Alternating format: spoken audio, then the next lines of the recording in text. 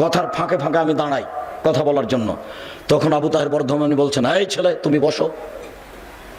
আমি বৈঠক শেষে বলেছিলাম, জনাব আপনার কথাই যদি চূড়ান্ত হয় তাহলে এই বৈঠক কোনোদিন কল্যাণ আনতে পারে না। এক পর্যায়ে উনি বলেছিলেন গোলালু খেতে হবে, তার প্রমাণ কোথায়? তখন আব্দুল সাত্তার ত্রিশালী বলেছিলেন ভাত খেতে হবে, তার দলিল কোথায়? কথা ঠিকই আছে। তখন আবু তাহের বর্ধমানী বলছেন, চুপ থাক বেয়াদব। এই ভাষাটা উল্লেখ করলেন, পরিবেশ 1 মিনিট থমথমে হয়ে গেল। আমি বললাম, আপনার কথা যদি শেষ কথা হয় তাহলে বৈঠক কল্যাণ আনতে পারে না। তখন আমাকে বলছেন, এই ছেলে তুমি কালকে আমার সাথে দেখা করবা বংশাল বড় মসজিদে। পরের দিন আমি গেলাম। আমার ছাত্র জীবন থেকেই আমি এই গতিতে, ছাত্র জীবন শেষ হলেই আমি কোনোদিন কাউকে মেপে কথা বলিনি, এজন্য যে আমি নিজের কথা কোনো সময় বলি না। আপনার 24 ঘন্টা রাস্তা ভেঙে দিতে হবে, এটা আমার নিজের কথা নয়। মুহাম্মদ সাল্লাল্লাহু আলাইহি ওয়াসাল্লাম বলেছেন, যেখানে রাস্তা নিয়ে গন্ডগোল হবে, যাতায়াতের সমস্যা হবে, সেটা কি করতে হবে? ডবল করতে হবে। মুহাম্মদ সাল্লাল্লাহু আলাইহি ওয়াসাল্লাম বলেছেন, এই লোকটা জান্নাতে চলে গেছে, জান্নাতে চলে গেছে। কেন? রাস্তায় একটা গাছ পড়েছিল, কেটে সরিয়ে দিয়েছে, এই জন্য। হাদিস বুখারী মুসলিম। মুহাম্মদ সাল্লাল্লাহু আলাইহি ওয়াসাল্লাম বলেছেন, আফজালুল ঈমান লা ইলাহা ইল্লাল্লাহ, সবচেয়ে দামি বড় ঈমান হলো লা ইলাহা ইল্লাল্লাহ, সবচেয়ে ছোট ঈমান হলো ইমাতাতুল আযানিত তারিক, রাস্তা থেকে কষ্টদায়ক জিনিস সরিয়ে দেওয়া, রাস্তার সুবিধা করে দেওয়া। ওই জান্নাতে যাবে, এই জান্নাতে যাবে, সবচেয়ে ছোটটা। হাদিস বুখারী মুসলিমের কথা মুহাম্মদ সাল্লাল্লাহু আলাইহি ওয়াসাল্লাম বলেন। আমি অনুবাদক, কারো ক্ষমতা থাকলে অনুবাদে ভুল ধরার চেষ্টা করতে পারে। অন্য কোনো দিকে যাওয়ার কোনো সুযোগ নাই, কোনো পথ নাই, মন খারাপ করার কোনো পথ নাই। আপনাকে আমি হিসাবই করি না, কেননা আমি তো আমার কথা বলিনি, মুহাম্মদ সাল্লাল্লাহু আলাইহি ওয়াসাল্লামের কথা বলেছেন, তাই বলছি। আপনাকে দাঁড়াতে হলে মুহাম্মদ সাল্লাল্লাহু আলাইহি ওয়াসাল্লামের মুখামুখি দাঁড়াতে হবে। আমি বলেছি যখন 24 ঘন্টার মধ্যে সব ছবি মূর্তি ভেঙে দিতে হবে, তখন আমি বলেছি আমি 2 নম্বর আসামি। 1 নম্বর আসামি কে? মুহাম্মদ সাল্লাল্লাহু আলাইহি ওয়াসাল্লাম। তার যদি ফাঁসি হয় তাহলে আমার আজীবন জেল হবে। আমি মুসলিম চিররণবীর, মরণকে করি না ভয়। মরলে শহীদ, বাঁচলে গাজী, আমার উভয় সমান। মরা হয় যতটুকু, বেঁচে থাকা ততটুকু। মরলে জান্নাতে, বাঁচলে জানা। আমি কোনোদিন করিনি। আমি 1 নম্বর আসামি নই, আমি 2 নম্বর আসামি। 1 নম্বর আসামি কে? মুহাম্মদ সাল্লাল্লাহু আলাইহি সাল্লাম। জেল, ফাঁসি দিয়ে দেন তার। মরা মানুষের ফাঁসি ঘোষণা হয়, হাইকোর্টে ফাঁসি ঘোষণা দিয়ে দিতে হবে, মুহাম্মদ সাল্লাল্লাহু আলাইহি সাল্লামের ফাঁসি ঘোষণা দিলাম, আমি জজ। তিনি একবারে জোরালো ভাবে আদেশ করছেন, জোরালো ভাবে আদেশ, আলী ছাড়বে না কোনো ছবি মূর্তি, সবকে ভেঙে খান খান চূর্ণ করে দাও। আলী তুমি ছাড়বে না কোনো উঁচু খবর, সবকে ভেঙে সমান করে দাও। এই যে এখানে সব কবর উঁচু হচ্ছে, এখানেই কবর, আবার মুক্তিযোদ্ধা কবর। বেটা কি দেখাচ্ছেন আপনি কবর পাকা করে? অসম্ভব। মুহাম্মদ সাল্লাল্লাহু আলাইহি ওয়াসাল্লাম বলেছেন আদেশ। কে এমন মায়ের বেটা আছে যে মায়ের বেটা দলিল নিয়ে আমার মুখের উপরে কথা বলতে পারে? ক্ষমতা দিয়ে কথা বলা একেবারেই সহজ। আমি আব্দুর রাজ্জাক নিঃস্ব মানুষ, আমার বংশীয় ক্ষমতা নাই, আমি কোনো দল সংগঠন করি না, আমার দলেরও ক্ষমতা নাই, আমার বংশেরও ক্ষমতা নাই, আমার টাকারও ক্ষমতা নাই। যে কোনো সময় আপনি প্রতিশোধ নিতে পারেন, প্রতিশোধ নিতে সমস্যা হবে না। তবে আমি আব্দুর রাজ্জাক বিন ইউসুফ বলছি, মুহাম্মদ সাল্লাল্লাহু আলাইহি ওয়াসাল্লাম বলেছেন উঁচু কবর ভেঙে দিতে হবে। এবার বলছি, দেখি কোন মায়ের বেটা এই কথা 19-20 করতে পারে। এমন কোন মায়ের বেটা পৃথিবীতে জন্ম নিয়েছে, তার সাথে আমি মুখামুখি হতে প্রস্তুত রয়েছি। উঁচু কবর কেন? কি দেখাতে চাচ্ছেন আপনি?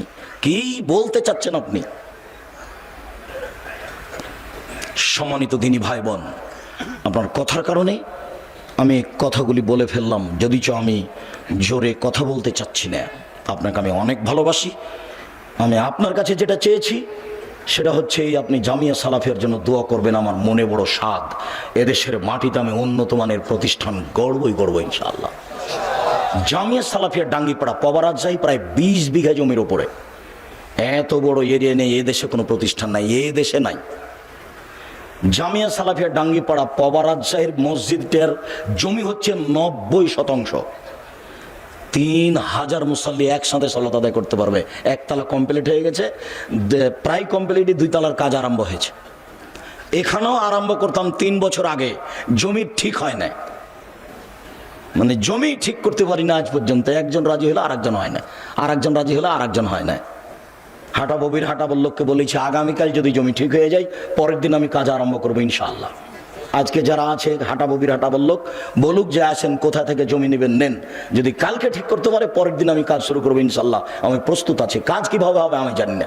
2013 সালের 24 আগস্ট মঙ্গলবার 11টার সময় হাঁটাবো ওই জামিয়া সালাফিয়ার ওই কাঁঠাল গাছের নিচে। আমি বলেছি আমার হাতে টাকা নেই, এ কথা সত্য, এখানে প্রতিষ্ঠান গড়বে, এই কথা সত্য, ইনশাল্লাহ গড়বেই গড়বে।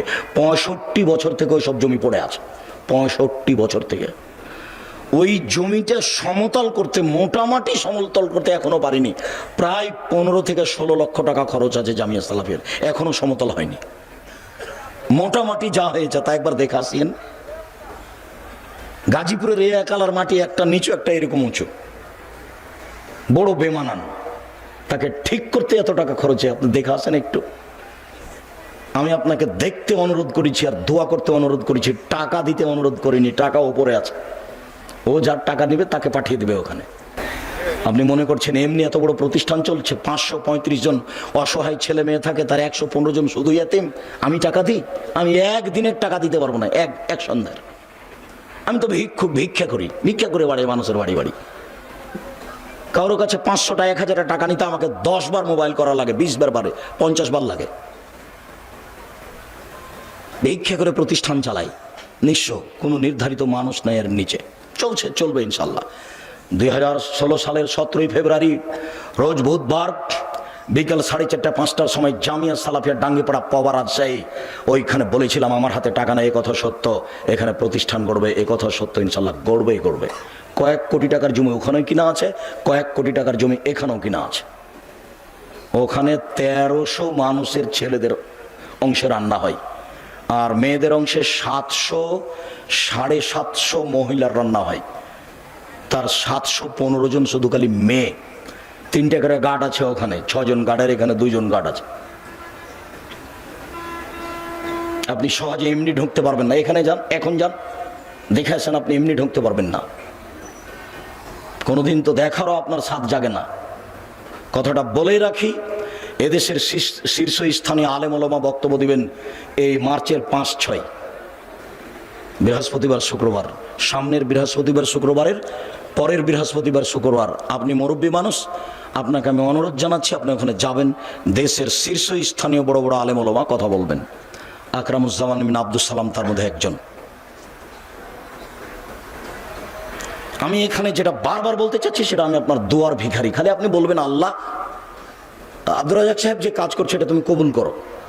আমি সেদিনও বলেছিলাম খালি উপরের কবুলিয়ত, উপরে কবুল হয়ে গেলে এগুলো সহজ। আর আমি আমার ব্যাপারে যেটা বলি যে আমি আপনাদের টাকা পয়সা ক্ষতি করি না, আমি নিজে খাই না। এখানে কালকে যাবেন, এখানে একটা ভাউচার ফাইল আছে, যখন আমি খেয়েছি তখনকার টাকা দেওয়া আছে। দেখবেন এই ছেলে, দেখি হিসাব রক্ষক, দেখি তোমার ভাউচার ফাইলটা, দেখি আব্দুর রাজাক সাহেবের ফাইল আছে কিনা। এখানে বোর্ডিং সুপার আছে, হিসাব রক্ষক আছে, ওখানে 2-3 জন হিসাব রক্ষক আছে, বোর্ডিং সুপার আছে। 156 জন শিক্ষক শিক্ষিকা কর্মচারী, 156 জন। আর মাসিক আল ইতেসাম পত্রিকার মুফতি 10 জন। এই দেশের আর একটা পত্রিকা বের করেন যার এই অবস্থা আছে, খালি মুফতি 10 জন। মাসিক আল ইতেসাম পত্রিকার প্রতি মাসে বৈঠক বসে। তার গত শনিবার রবিবার বৈঠক হয়েছে কি সোমবার, আমার দিনটা এখন মনে নাই, তবে এই সপ্তাহতেই 15 জন মানুষ কর্মচারী আছে, শিক্ষক আছেন। ওই মাসিক আল ইতেসাম পত্রিকার পিছনে 50টা প্রশ্নের উত্তর আছে, 50টা। আমি চেষ্টা চালাচ্ছি যাতে করে আমাদের পরবর্তীতে আবার আলে ওলামা জন্ম নেই যারা শিক্ষা দিতে পারবে। আব্দুল আলিম মাদানী এখানকার প্রিন্সিপাল, আমার জীবনের সবচেয়ে মেধাবী ছাত্র। আমি কোনোদিন তাকে পিটাতে পারিনি, এছাড়া যত আছে সবাইকে কম বেশি পিটালছি, সে যে হোক। কিছুদিন আগে যে প্রিন্সিপাল ছিল হাসেম, আর এখন আপনার এই দারুস সুন্নাহ মিরপুর ঢাকা আব্দুল নূর মাদানী, ওকে কবে পিটালছি। তবে এরা মেধাবী সব। মুশফিক, যে এখন মুশফিকুর রহমান নাজিরা বাজারের শিক্ষক, প্রায় যারাকে পড়িয়েছি তারা এখন একটা মাঠে কাজ করছে। ইমামউদ্দিন বিন আব্দুল বাসির অনেক দিনের ছাত্র, মুজাফফর অনেক দিনের ছাত্র। তবে এদের মধ্যে সবচেয়ে মেধাবী এখন যে প্রিন্সিপাল আব্দুল আলিম মাদানী, এ আমার সামনে কোনোদিন ভুল পড়েছে তা আমার জানা নাই। আর পড়াতে একটু 19-20 হলে আমি কোনোদিন ছাড় দিইনি, একবারে পিটাতে ক্লাসে ঘাল করে দিয়েছি। এই 19-20 একটা শব্দের 19-20 চলবে না, যেইভাবে শব্দ আছে ওইভাবে পড়ে দিতে হবে। এই গতিতেই আছি, খালি একটু দোয়া করবেন। দোয়ার ভিখারি মহান আল্লাহ বলেন, ওমাই ইয়াতাওয়াক্কাল আলাল্লাহ, যে ব্যক্তি আল্লাহর উপরে ভরসা করবে আল্লাহ তার জন্য যথেষ্ট। শুআয়ব আলাইহিস সালাম বলেন, ওমা তৌফিকি ইল্লা বিল্লাহ, আল্লাহ ছাড়া আমার কোনো শক্তি নাই। আলাইহি তাওয়াক্কালতু ওয়া ইলাইহি উনীব, আমি আল্লাহর উপরেই ভরসা রাখি, তার নিকটেই ফিরে যাব। মহান আল্লাহ বলেন আমাদের নবীকে, ফায়জা আযামতা ফাতাওয়াক্কাল আলাল্লাহ, মুহাম্মদ সাল্লাল্লাহু আলাইহি সাল্লাম, আপনি যখন কোনো কাজের সিদ্ধান্ত নেবেন তখন আপনি আল্লাহর উপরে ভরসা রাখুন। ইন্নাল্লাহা ইউহিব্বুল মুতাওয়াক্কিলিন, নিশ্চয় আল্লাহর উপরে ভরসা রাখে যে তাকে আল্লাহ ভালোবাসেন। বড় বড় পরহেজগার মানুষের আল্লাহ ভরসা, দুই একজন নবী রাসূলের আল্লাহ ভরসা। আজকে আপনার জন্য আল্লাহ ভরসা। এই ছেলে, ওখানে দাঁড়িয়ে আছো কেন? তুমি কি দেখাশোনা করছো? যারা এখানে পাশ দিয়ে হাঁটছে তারা হাঁটছে কেন? তোমরা একটু দেখতে পাও না? আর যেখানে মহিলা আছে সেখানে কথা বলে কেন? তুমি একটু খেয়াল করতে পারো না? যাও দেখো। আর আপনি আমার দিনী বোন, দয়া করে কথা বলিয়েন না। আপনার এটা স্বামীর বাড়ি নয়, এটা আপনার বাপের বাড়িও না। আপনার একটু লজ্জা থাকা দরকার। আব্দুর রাজ্জাক বিন ইউসুফ কথা বলছেন, আপনি কথা বলেন কোন লজ্জায়? কেউ যদি আপনার মাথার উপর দিয়ে, গায়ের উপর দিয়ে চলে যায় তবে আপনি মুখ খুলবেন না, চুপ থেকে যান একবারে। পাথরের মতো থাকেন আর কান আমার দিকে লাগিয়ে থাকেন।